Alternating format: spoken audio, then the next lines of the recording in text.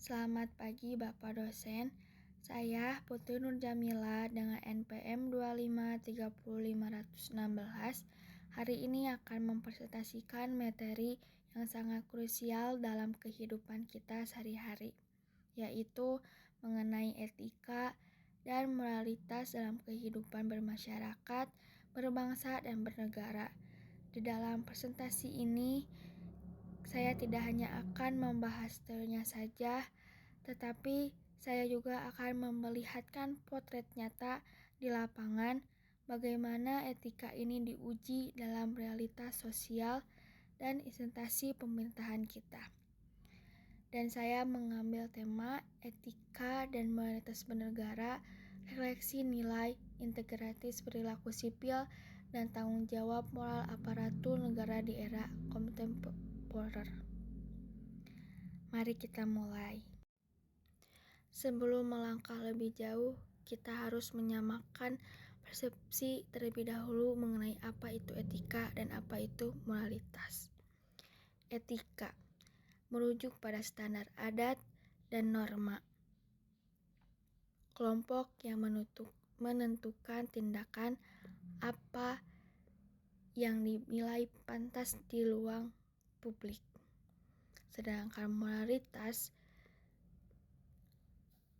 adalah dorongan spiritual dan komitmen internal individu terhadap kebenaran murni tanpa intervensi eksternal. Indonesia adalah sebuah entitas bangsa yang dibangun di atas fondasi keberagaman yang luar biasa. Sebagai negara kepulauan dengan ribuan suku, bahasa, dan penganut agama yang berbeda, integrasi nasional menjadi tantangan sekaligus prestasi yang harus terus dijaga. Namun di tengah arus globalisasi dan digitalisasi yang kian kencang, bangsa ini menghadapi tantangan yang tidak lagi bersifat fisik, melainkan bersifat nilai. Batas-batas moralitas kian kabur akibat pengaruh budaya luar yang tidak selalu sejalan dengan nilai luhur bangsa Indonesia sendiri. Pentingnya etika dan moralitas dalam kehidupan bermasyarakat, berbangsa, dan bernegara tidak dapat dipandang sebelah mata. Tanpa adanya pegangan moral yang kuat, hukum positif yang ada hanya akan menjadi deretan pasal tanpa jiwa yang mudah dimanipulasi. Fenomena kritis integritas, menurunnya sopan santun di ruang digital, hingga praktek korupsi yang masih menjangkiti berbagai struktur pemerintahan adalah sinyal kuat bahwa ada keretakan dalam fondasi moralitas kita. Etika menganalisis tantangan krisis yang dihadapi saat ini, serta merumuskan implementasi nyata yang harus dilakukan untuk memastikan keberlangsungan peradaban bangsa yang beradab dan bermartabat di mata dunia. Sekarang kita masuk ke pilar pertama, yaitu etika bermasyarakat. Masyarakat adalah lingkungan pertama tempat kita berinteraksi. Di slide ini, saya menampilkan gambar aksi unjuk rasa damai dari mahasiswa. Kenapa? Karena disinilah etika sosial diuji. Menyuarakan pendapat atau hak itu bebas, tetapi etika bermasyarakat mengatur bahwa kebebasan kita dibatasi oleh hak orang lain. Ketika mahasiswa atau warga berdemo secara tertib, menjaga kebersihan, dan tidak merusak fasilitas umum, mereka sedang mempraktikkan etika bermasyarakat yang sehat. Hak tersampaikan, ketertiban pun tetap menjaga. Di dalam kehidupan masyarakat juga, etika diwujudkan melalui sikap menghargai hak-hak orang lain dan menjaga harmoni sosial. Implementasinya meliputi toleransi beragama yang aktif, di mana warga tidak hanya memberikan perbedaan, tetapi juga membangun dialog dialog kerjasama. Selain itu, menghidupkan kembali budaya gotong royong dan musyawarah mufakat menjadi kunci. Dalam masyarakat yang etis, setiap konflik diselesaikan melalui dialog yang santun tanpa mengedepankan kekerasan fisik maupun verbal. Naik ke tingkat yang lebih luas, yaitu etika berbangsa. Sebagai bangsa Indonesia yang menjemuk etika berbangsa adalah perekat kita.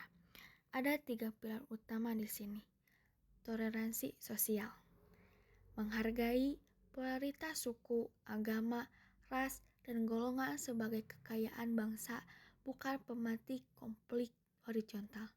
Yang kedua, solidaritas nasional, menumbuhkan rasa persaudaraan dan empati sosial untuk saling bahu-membahu melampaui sekat identitas kelompok.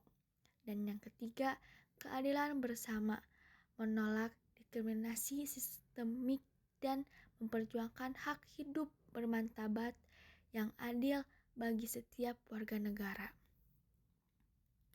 Etika berbangsa mengajarkan kita untuk menempatkan kepentingan bangsa dan negara di atas kepentingan kelompok atau golongan pribadi. Tanpa adanya etika berbangsa, gesekan sosial akan sangat mudah terjadi. Kehidupan berbangsa menuntut moralitas yang melampaui sekat-sekat primordial. Hal ini mencakup kesadaran konstitusional untuk mematuhi hukum negara seperti ketaatan membayar pajak tepat waktu dan menjaga fasilitas publik.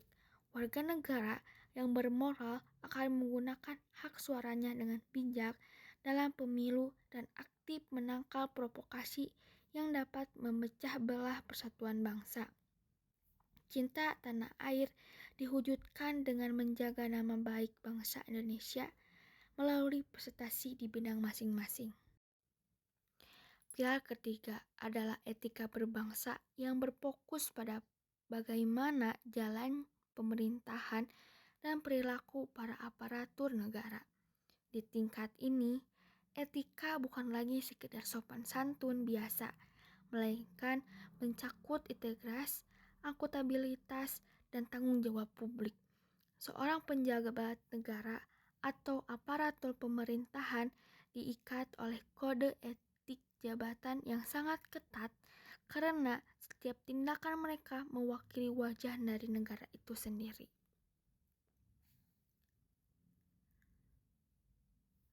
Etika dalam bernegara memiliki tanggung jawab moral tertinggi.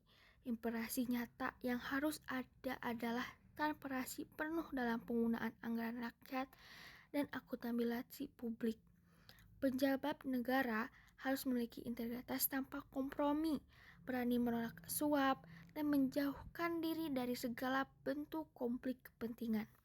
Kebijakan yang diambil harus didasarkan pada prinsip keadilan sosial bagi seluruh rakyat Indonesia, terutama bagi mereka yang terpinggirkan secara ekonomi dan sosial.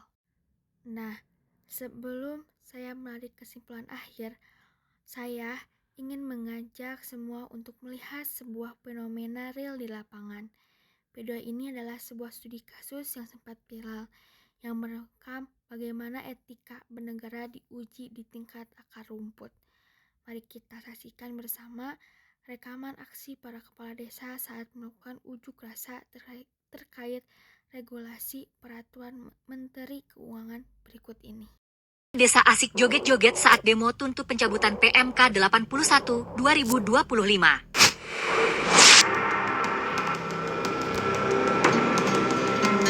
Aksi unjuk rasa para kepala desa di depan kantor pemerintah mendadak jadi sorotan publik.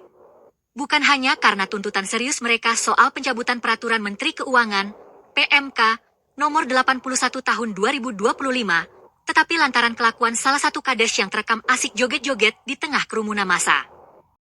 Baik, dari video yang baru saja kita saksikan bersama, kita bisa melihat sebuah kontradiksi yang sangat kuat terkait topik etika dan moralitas bernegara. Secara substansi, para kepala desa ini sedang menjalankan hak politik mereka ketika mengkritisi kebijakan negara. Namun, secara etika perilaku, tindakan mengubah momentum serius menjadi ajang berjoget-joget di jalanan, menunjukkan adanya keperosotan dalam menjaga wibawa jabatan.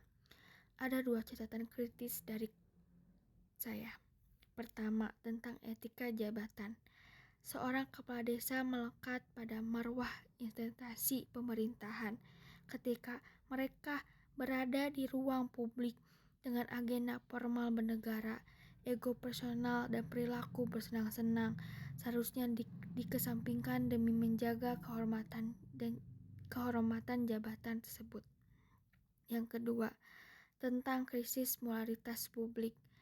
Kebijakan yang sedang mereka protes adalah aturan serius yang mencakup anggaran dan hajat hidup masyarakat desa. Tindakan tidak serius yang dipertontonkan mencerminkan adanya jarak moral dan hilangnya rasa empati terhadap beban amanat rakyat yang sedang mereka bawa. Sebagai kesimpulan akhir, video lapangan tadi menjadi refleksi penting bagi kita semua bahwa etika dan moralitas bukanlah sekadar teori di dalam buku teks. Di tingkat bermasyarakat, etika diuji lewat bagaimana kita menghargai ruang publik. Sementara di tingkat bernegara, moralitas diuji lewat bagaimana para pemegang kekuasaan menjaga kepantasan sikap mereka. Mari kita wujudkan kehidupan bermasyarakat, berbangsa, dan bernegara yang menjunjung tinggi etika serta moralitas. Sekian presentasi dari saya. Terima kasih atas perhatiannya. Wassalamualaikum warahmatullahi wabarakatuh.